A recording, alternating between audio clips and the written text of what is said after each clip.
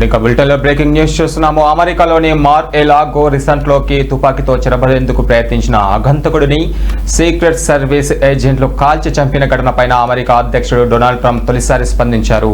ఈ భద్రతా లోపంపై ఆయన కాస్త ఆందోళన, మరి కాస్త వ్యంగ్యంగా మాట్లాడుతూ చేసిన వ్యాఖ్యలు ఇప్పుడు హాట్ టాపిక్ అయ్యాయి.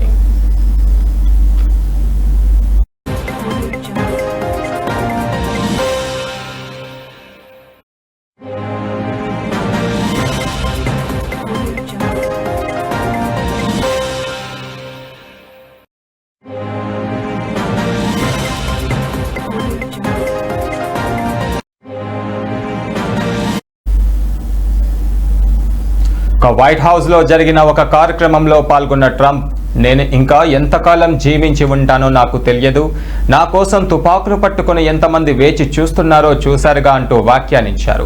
గొప్ప నాయకులకే ఇలాంటి ముప్పు ఉంటుందని, అబ్రహాం లింకన్, కెన్నడీ వంటి ప్రభావశీలి అధ్యక్షులనే లక్ష్యంగా చేసుకుంటున్నారని ఆయన గుర్తు చేశారు. బహుశా నేను కొంచెం తక్కువ ప్రభావశీలి నాయకుడిగా ఉంటే బాగుండేదేమో, కాసేపు సాధారణ అధ్యక్షుడిలా ఉందామని చమత్కరించారు.